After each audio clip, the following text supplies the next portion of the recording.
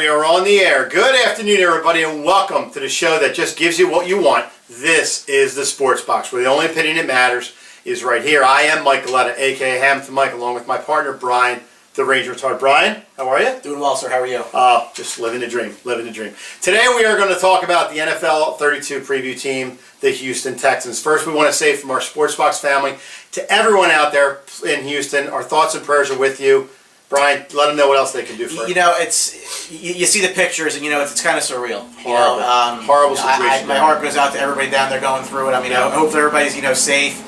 Especially our Texan fans down in the area, getting their life back together. Yeah, it's going to be difficult. I mean, we encourage everybody, if you have the ability to donate, redcross.org, make sure that you're doing what you can. JJ Watt had I think he raised like $16 million. How much? Millions of dollars now? Yeah, $17 million. It's so great to see everybody come together. Yeah. I just hope that we're doing enough. So if you haven't had a chance to, please feel free to donate for the cause. It's going to be a while before I think that whole area recovers. Yeah, but you know what? Things go on. Sports will take you away from things. Obviously, like Katrina, the Saints got away from that a little bit. So let's get right to it. Brian, stat me. Let's go Texans. Houston Texans. They finished 9-7 last year. They won the AFC South with a tiebreaker with Tennessee. Yep. They did lose in the playoffs to New England.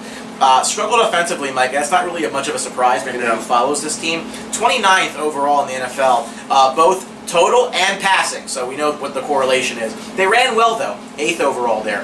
Brock Osweiler, just under 3,000 yards, 15 touchdowns, 16 interceptions. Usually not good. No. If you throw the ball more to the other team than touchdowns to your own team. Yeah, it's not. They don't win a lot of games that way. So, they ended up trading Brock Osweiler with a second-round pick to the Browns to get rid of him. Mm-hmm. He's since been cut, ended up in Denver. Back in Denver. There you go.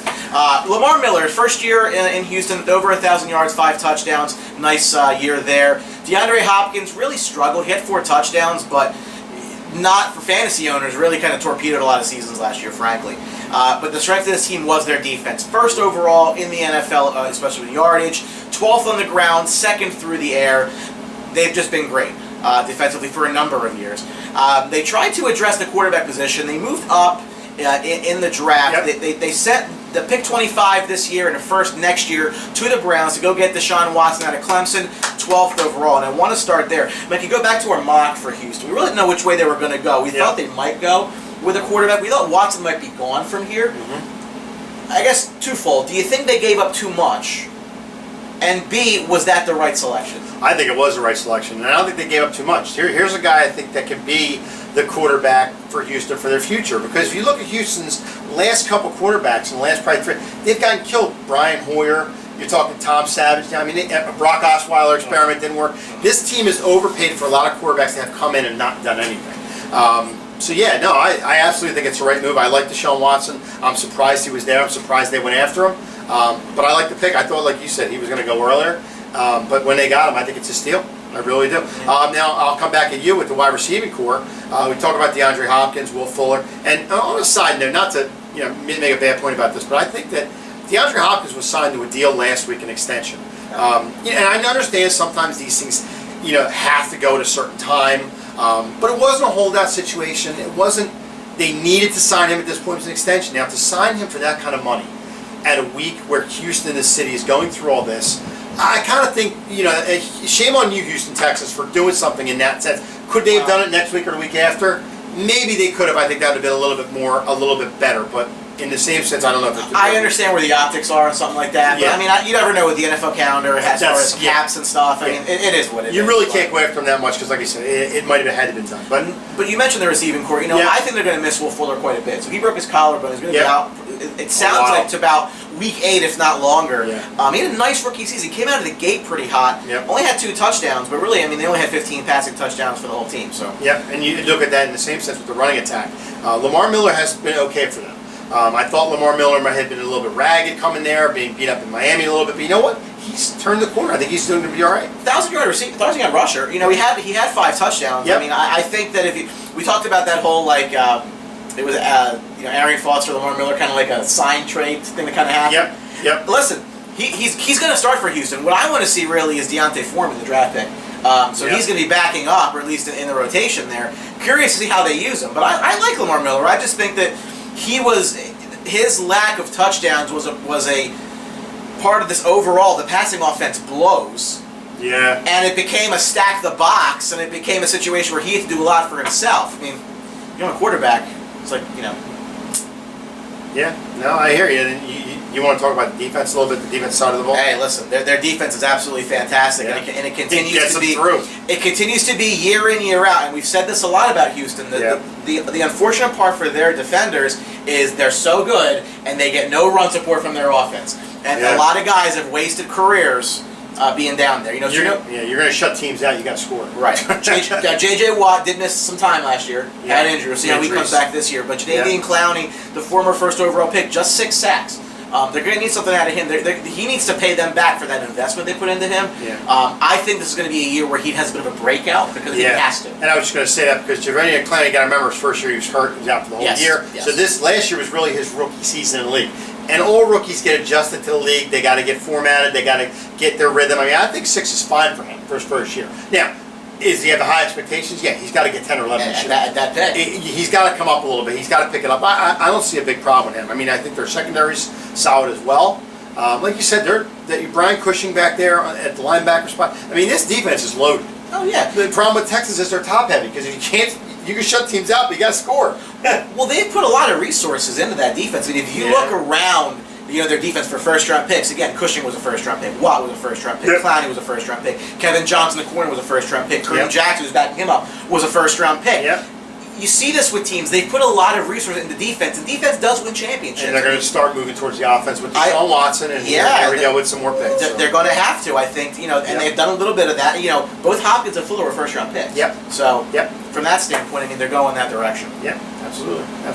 So as we look at the schedule, I'm going to pull it up here in a second here. I know you're looking for Murderer's Row. I am. I always look for Murderer's Row on here. What I will say is, while you're loading that up, I will say, I think your eyes are going to gravitate towards the early part of the schedule, and I mean for about week 2. You tell me if I have you right. Because I think I pretty much know what you look for in a schedule. I think that week 2 to week 5 might be what tickles your fancy. Yeah, that's well, and you know what, Houston, not for nothing, they were a playoff team last year. Not that they deserve a horrible, rough schedule or an easy schedule, but they should get a good schedule. Like you said, week 2 to 5 out of the gate, you're talking at Cincinnati, at the defending champions, home for a very improved Tennessee team, and home for Kansas City. It could be worse. You could have to face Kansas City in Kansas City, but you have them at home. But even so, and then you got Cleveland before the break, and then you come out of the break and take on Seattle, home for the Colts. I mean, it's not easy. No, it's not. It's a rough road for them, and like you said, Brian, they got to get off to a good start. In those first 5 games, they have to be either 3-2. Or I'd say 4-1, but that's going to be literally impossible to be 4-1. But yeah, I'd say 3-2, 2-3 at the worst. I'm kind of curious how they come out of the gate. They should win week 1. They should win week 1 against Jacksonville. They should. I don't know. I think it's going to depend on who's going to start at quarterback. I don't think anybody's won that job yet. I think Tom Savage might be the guy from the start. I think he opens the season. Yeah. But Watson looked really good in preseason. I think he's given them a dimension they haven't really had. The quarterback play in Houston, if you look around teams in the league, has probably been among the bottom 5 for a while. Yeah. And we're going back to like Matt Schaub days, right? Wow. I mean, they've really tried to fill that. It just has not worked. So I'll give you a scenario. So you start out the gate, Jacksonville to Kansas City. You talk about those 5 games. They end up 2-3 in those games. Is that Cleveland game at home a good time to get Deshaun Watson in? Because then you see what he has. And then a bye week, and then maybe you throw him in there at Seattle and let him run with the dogs. To me, I think if you're going to go with Savage to start, he's going to give you a reason to take him out. Well, 2 and 3, those are tough games. And you got to make the analysis of how he played in those games. I understand that. But that game against Cleveland is at home is probably the perfect opportunity to get him in there and see what he can do. I think it really depends. But again, you look. I mean, they got to go play the Cardinals. They have to play the NFC West. I mean, you get the Seahawks, and you're going to Seattle after the break. That's tough. No, I don't care if you have 2 weeks to prepare for it. Unfortunately, this schedule doesn't bode well for any new quarterback. No. I mean, there's no spot in here where you can say, okay, let's ease him in the lineup. No, it's get him in there 1 game and then run with it. And that's why I think the Cleveland game's good because he can play at home. He can play Cleveland. Okay, he gets in there. Then you got the bye week to learn more about the offense. And then maybe he goes to Seattle and takes a beating, but at least he's in. He's getting rolling in the offense. I don't know. But for this team, we'll give both our opinions since we don't have an affiliate here. Brian, what do you think? Well, I mean, to me, I really think the Titans are the team that comes out of this division. So to me, I I don't know if Houston has enough right now on the offensive side of the ball. Especially with the schedule. If they win 9 games again, and you look at what they've done the past couple of years, they've won 9 games exactly the last 3 years, right? Yeah. So at least they're consistent. I'll give them that. If they win 9 games this year, that is not going to win them this division, and I don't think it gets them to the wild card. So I'm going to go with 9-7. But I think a lot of it has to do with what their quarterback play does. They cannot just rely on a stout defense. They got to give them some run support. Yep. And I think they're going to need to get back to 9 wins. I don't think it's going to be that easy for them. I think the Will Fuller injury is going to hurt them A lot. The wide receiver core is okay, but I think the quarterback position is going to hurt them a little bit with Tom Savage in there starting the year. I think it's going to end up being Deshaun Watson. I mean, you made your move on this guy. Let's see what he can do. Even with the schedule, you got to make a move with him. So I think I'm going to take a little step back and say 8-8 with this team. I do think it's a rough schedule for them, and like we said, the defense is going to help you, but offense is going to get you past teams. 8-8 is a step back, but I don't think it's horrible under the situation with the quarterback they're in.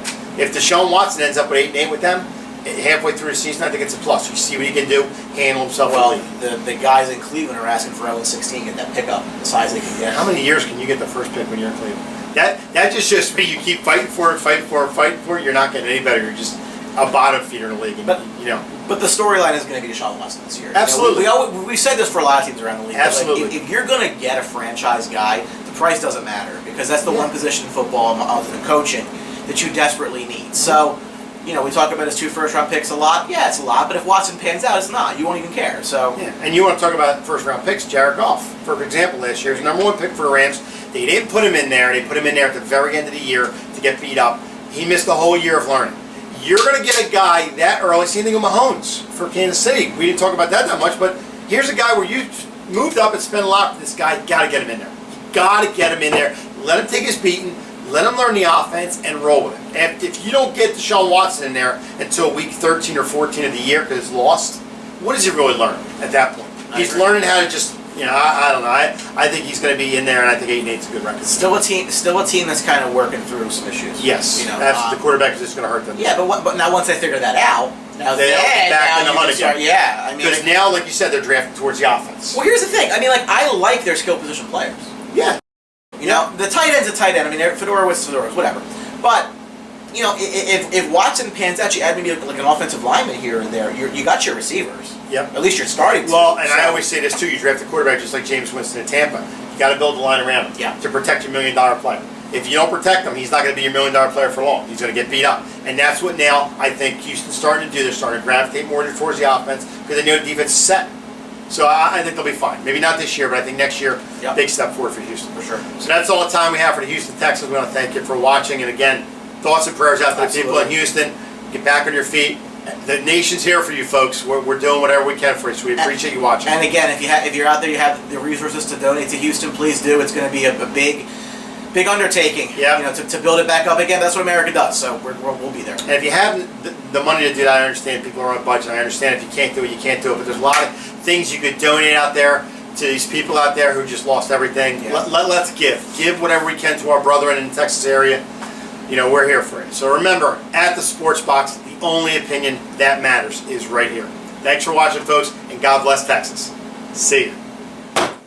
This episode of the Sports Box is brought to you by Mic'd Up Entertainment and DJ Mike Velardi. For all of your event planning needs, make sure you contact Mike at 609-864-5925 and tell him that you saw him on the Sports Box. 1, 2, 3. Don't forget to subscribe.